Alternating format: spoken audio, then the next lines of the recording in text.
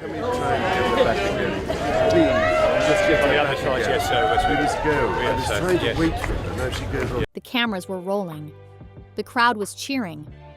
But behind the royal smiles and waving hands, something far more raw and unfiltered was about to unfold. Something no one expected from a king.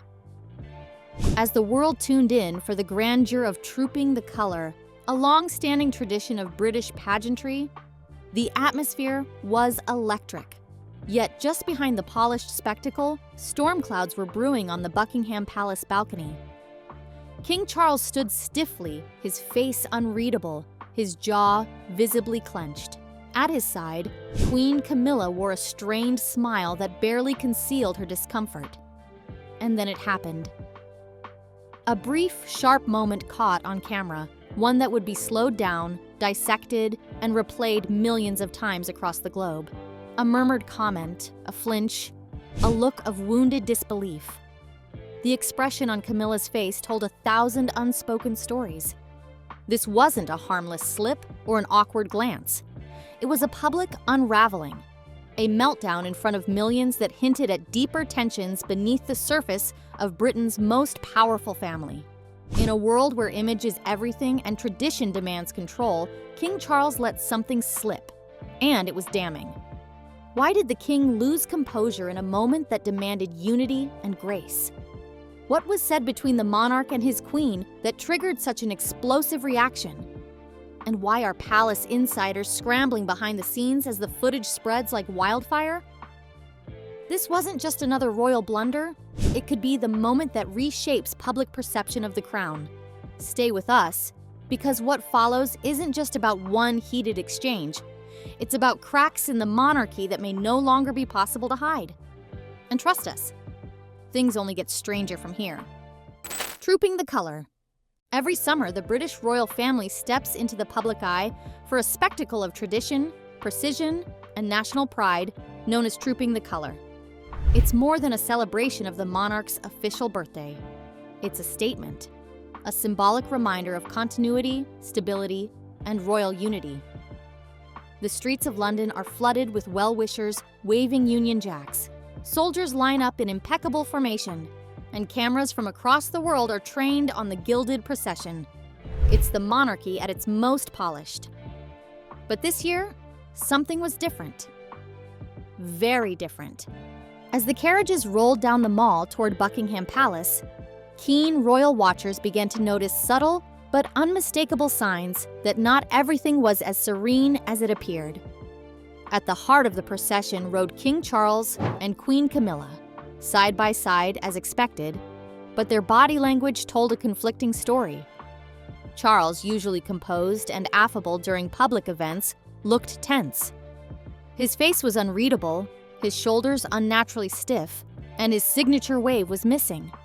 His jaw seemed clenched from the start, his expression one of forced tolerance rather than pride.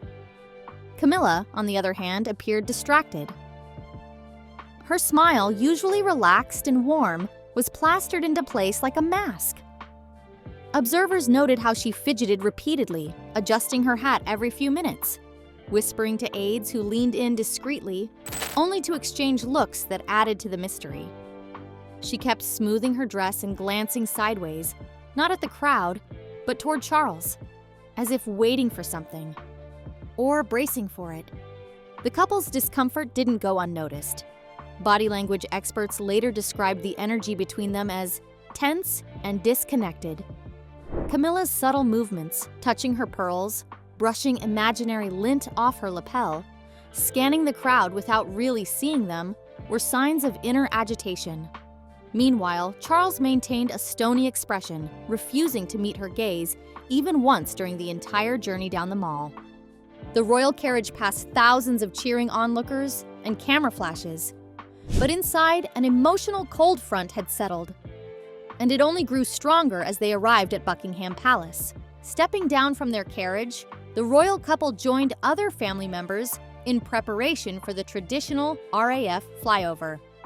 This is the pinnacle of the Trooping the Color event, when the entire royal family assembles on the balcony, standing shoulder to shoulder as jets roar overhead, painting the sky with red, white, and blue. It's the image that newspapers splash across their front pages. The visual that sells the story of royal strength and unity. But this year's balcony moment would sell something else entirely: unraveling. As the royal family moved into their designated spots, Charles remained motionless. His hands were clasped tightly in front of him, and his lips barely moved when others tried to make small talk. He barely glanced at the flyover. When the aircraft roared overhead and the crowd erupted in cheers, Charles didn't lift his head. Camilla, standing just a few feet away, looked ill at ease. She reached up to adjust her hat again, her fingers trembling slightly, then leaned over to whisper something to an aide. But instead of acknowledging her, Charles turned slightly away. His shoulders were rigid and his eyes were locked forward.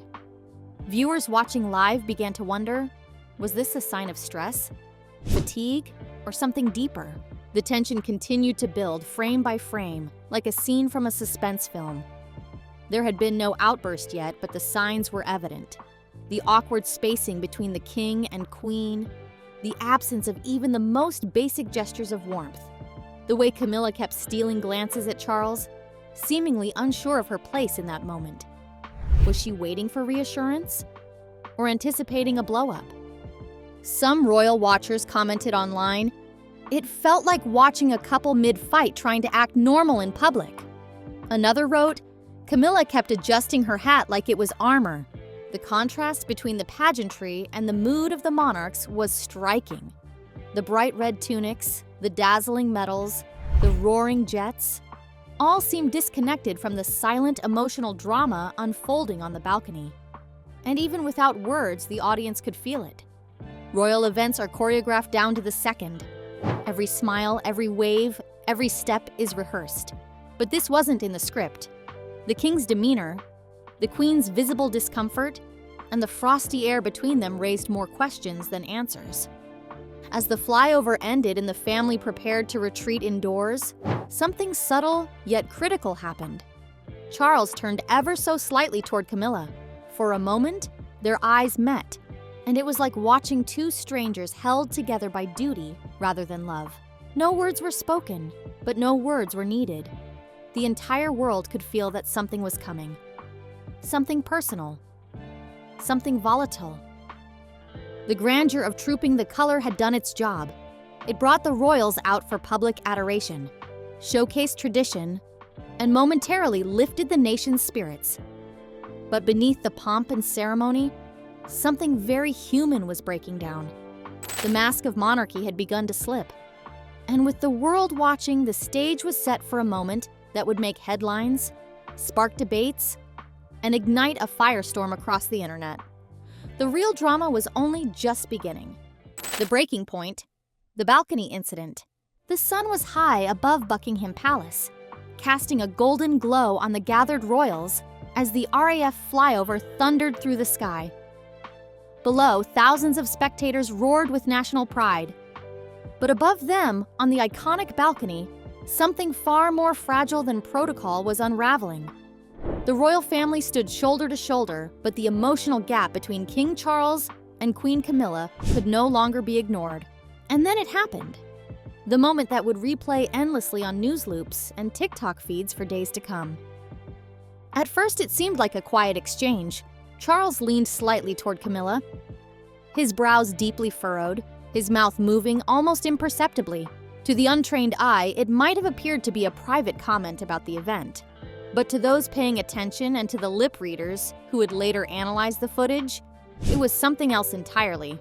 "You're out of place again," some claimed he said. Others argued it was more cutting. "You've embarrassed yourself." Either way, the words were enough to rattle Camilla visibly. Her body stiffened, and she took a subtle step back, her smile evaporating as if pulled away by an invisible wind. For a split second, she seemed lost and exposed. And Charles? He didn't offer a hand or a glance. He simply turned back toward the crowd, jaw clenched tighter than ever. The cameras captured every frame, the slight narrowing of Camilla's eyes, the pause in her breathing, the flush that rose along her cheeks, and perhaps most devastatingly, the silence between them that followed. It wasn't the kind of silence shared between two people comfortable in one another's presence. It was the kind that crackled with unspoken accusations and years of unresolved tension. Royal aides later insisted it was nothing, just a miscommunication, an unfortunate timing of words. But the footage said otherwise.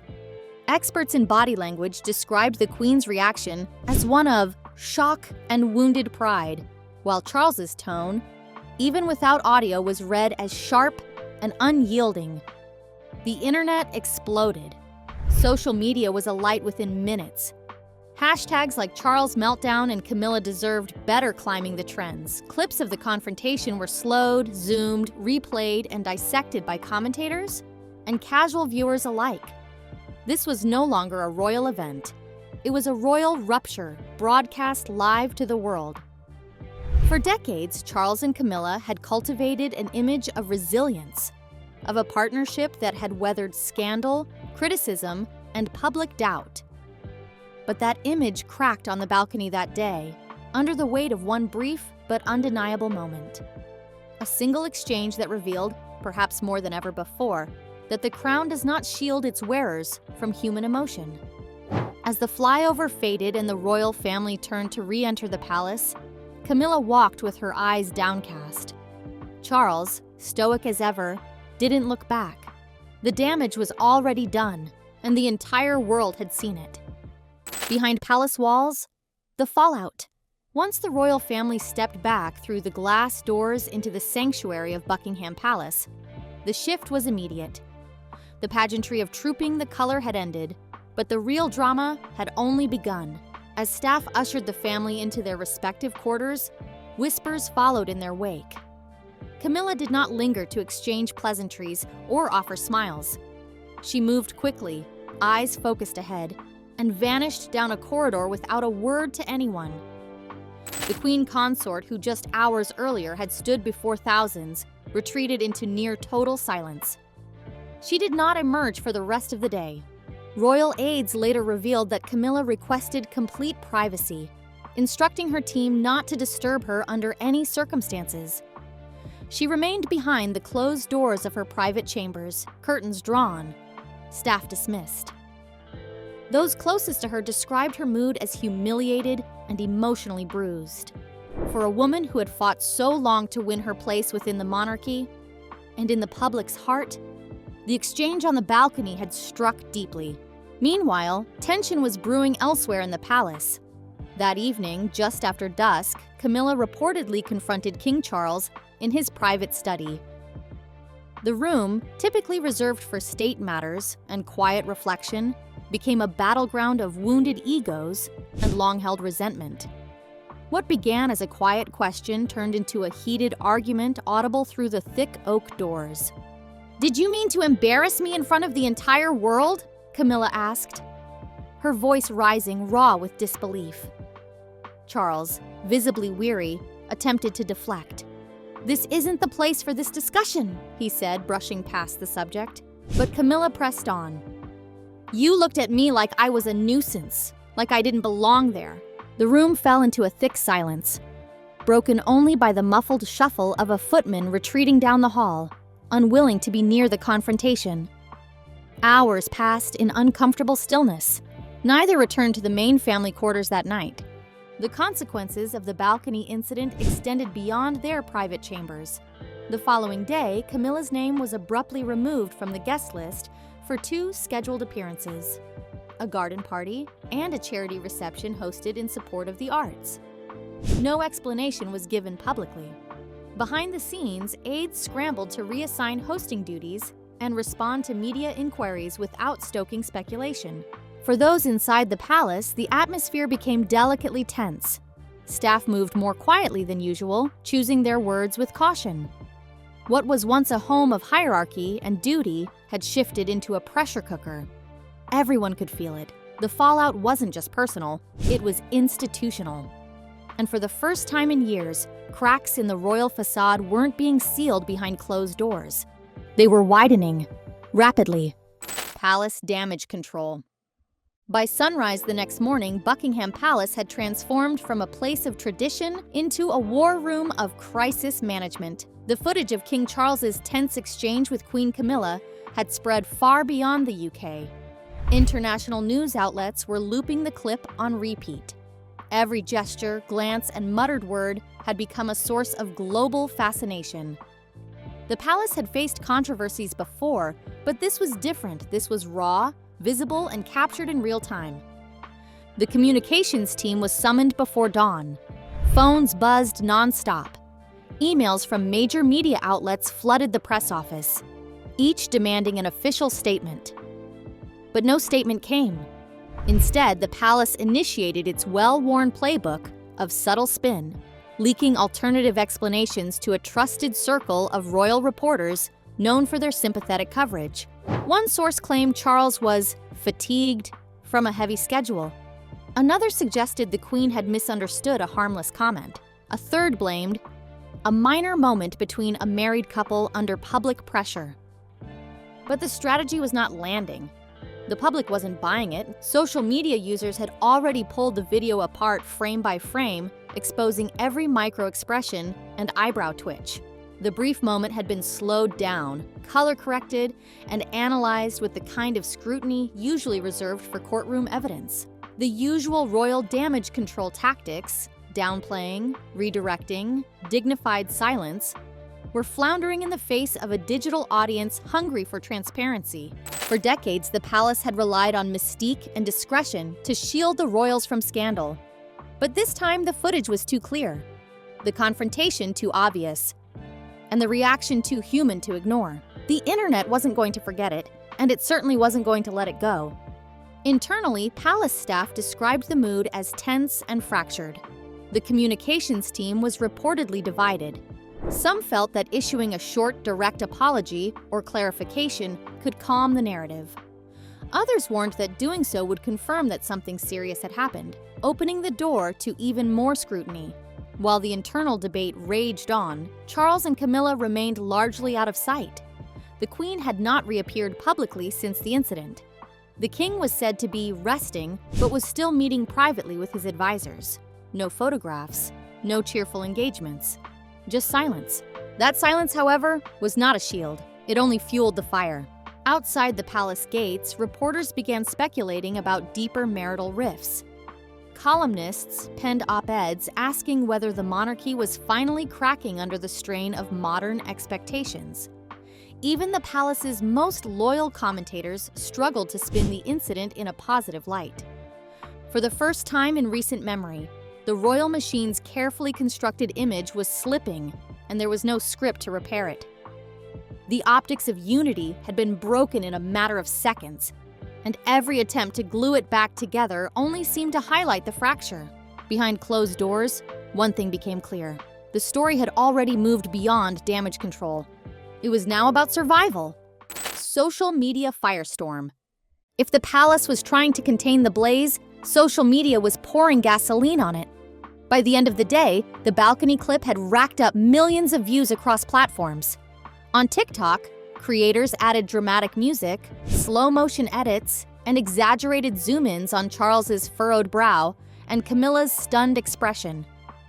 Instagram feeds were littered with side-by-side comparisons, while Twitter, always ruthless, turned the incident into a digital battlefield. Hashtags exploded. Charles meltdown, Camilla deserved better, not my queen, and the particularly damning Diana was right. Each one opened a floodgate of public sentiment, some mocking, others deeply reflective. The clip became more than a meme. It became a lightning rod. Viewers from around the world shared their theories, interpretations, and even emotional confessions. As someone who admired Diana, one user posted, "This just confirms everything we feared back then." Others saw it as a sign that the monarchy, already strained by years of scandal, was finally beginning to collapse under its own weight. "This isn't about a bad mood," a viral tweet read. "It's about how much of the royal image has always been performance, and now we're seeing the cracks." Celebrities joined in. Late-night hosts made biting jokes in their monologues. a popular comedian posted a sketch reenacting the incident with exaggerated royal accents and plastic crowns. The moment was no longer just news. It was entertainment, and that made it harder to control. Memes flooded timelines, Charles drawn as a fuming volcano, Camilla as a statue crumbling under pressure, and Princess Diana's face photoshopped over the clouds above the balcony, as if watching from beyond. But beneath the humor, a deeper current ran. Many were reminded of how history had treated Princess Diana, how her cries for help were ignored, how she was often portrayed as the problem when she was simply revealing a broken system. The public narrative turned reflective. Camilla, once vilified, was now being viewed with sympathy by some. No one deserves to be spoken to like that, not even a queen. One comment read, garnering thousands of likes. Palace insiders were stunned by the speed and scale of the backlash. What had begun as a tense moment between a married couple was now being interpreted as a referendum on Charles's character, and by extension, the legitimacy of the monarchy itself. Even more concerning, institutional questions began surfacing in public conversations. Pundits debated on morning shows, is the monarchy too fragile to withstand modern transparency? Have we entered a post-royal age where tradition can no longer mask dysfunction? The damage was far-reaching. It wasn't just about Charles and Camilla anymore, it was about the very fabric of royal authority. In the age of viral truth, the monarchy had always danced a delicate line between spectacle and secrecy. But this time, they had been caught in the middle of both. And the internet, once a passive observer, was now writing the royal narrative in real time, one viral clip at a time. Implications for the crown. Inside the palace walls, the tension had evolved from a personal scandal to an institutional alarm. The royal family had weathered storms before, Diana's confessions, Harry and Meghan's exit, even the fallout from Prince Andrew's disgrace. But this felt different. It wasn't just a headline, it was a visual.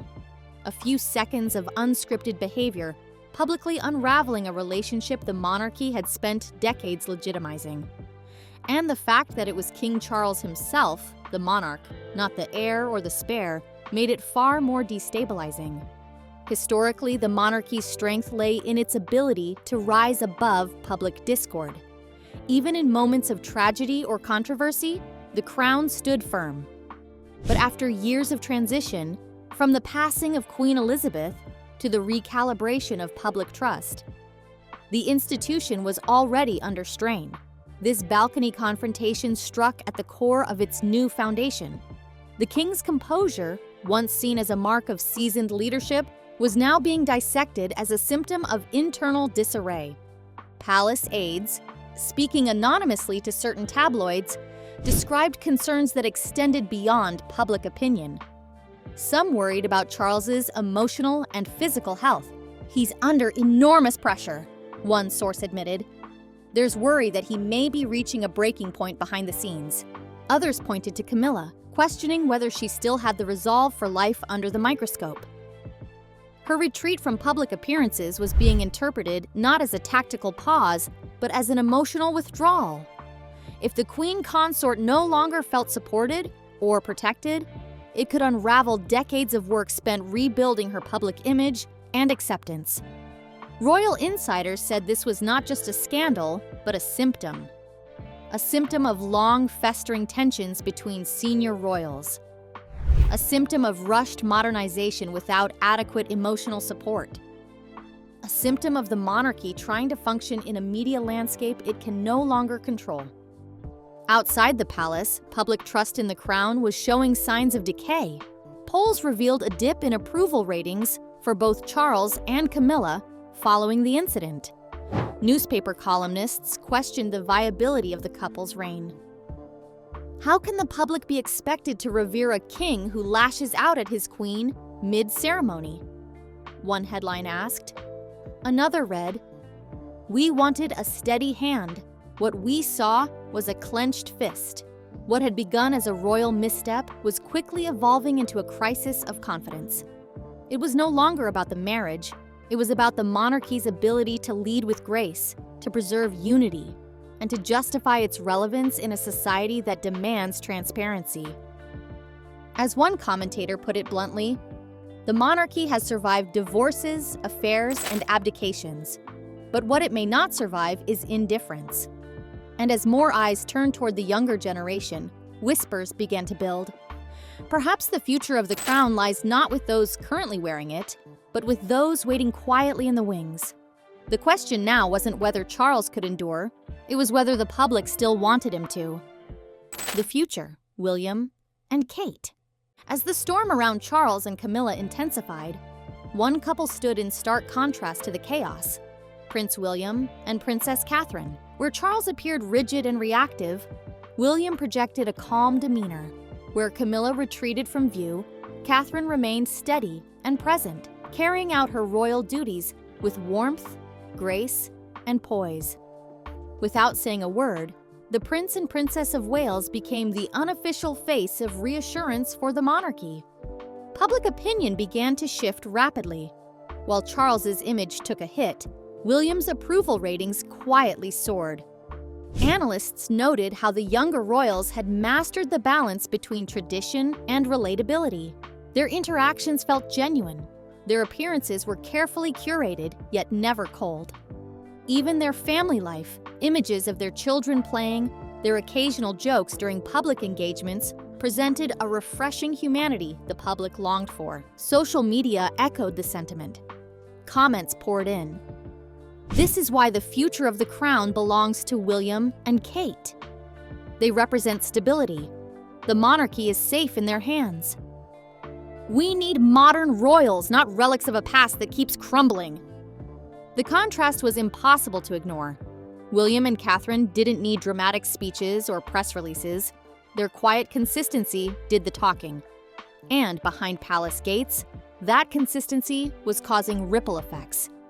Insiders revealed that some senior courtiers were discreetly floating conversations around the idea of transition, not a full abdication, but a gradual handover of public-facing responsibilities. The king, they noted, was increasingly overwhelmed. Camilla, wounded by the backlash, was allegedly reconsidering her schedule for the rest of the year. With international tours and high-profile events already on the calendar, the spotlight would need to shift. And it was shifting toward William and Kate. Royal watchers began to speculate, was this the moment Charles and Camilla became symbolic figureheads while the real work of the monarchy moved to their successors? Would William quietly assume more responsibility, not through force, but through necessity? More importantly, the public was beginning to transfer its loyalty emotionally, not with outrage, but with resignation. For many, Charles represented a monarch of tradition, obligation, and controversy. William and Kate, by contrast, symbolized resilience, evolution, and hope. Their love story, unmarred by scandal. Their family life, an image of normalcy in an extraordinary world. Their demeanor, consistent and composed. Within days of the balcony incident, newspapers were running features titled "The Crown's Real Future," accompanied by photos of William and Catherine smiling at school visits, chatting with veterans, laughing with the elderly. Reminders that the royal family still had faces the public believed in. While Charles and Camilla stayed behind palace walls, William and Kate walked into the storm with quiet dignity. And in doing so, they didn't just weather the fallout, they began to redefine what the future of the monarchy could look like. In the end, it wasn't the king's crown that steadied the royal image. It was the steady hands of the son who may one day wear it. Questions still hang heavy in the air. Was this an isolated flash of royal tension, or a glimpse into a more fractured reality behind palace doors? Can the monarchy weather yet another storm of public disillusionment? Or has the age of digital transparency finally exposed too much? In the fallout, King Charles and Queen Camilla find themselves not just grappling with public scrutiny, but with their place in a monarchy that seems to have outgrown them. Their silence may be strategic, but it is also deafening, and silence in today's world often speaks volumes. Meanwhile, the public has already turned its gaze to William and Catherine, the quiet heirs, the steady hands. They may not have made a statement, but their presence in the storm says more than any press release could. One balcony moment, and now, a royal narrative rewritten. Not by courtiers, not by press secretaries, but by the world watching. And the story is far from over. What do you think about the royal family? Do you think the future is transitioning to Prince William and Kate? Leave your thoughts in the comments. If you enjoyed this video, like, share, and subscribe to this channel. Before you go, watch the other videos displayed on your screen.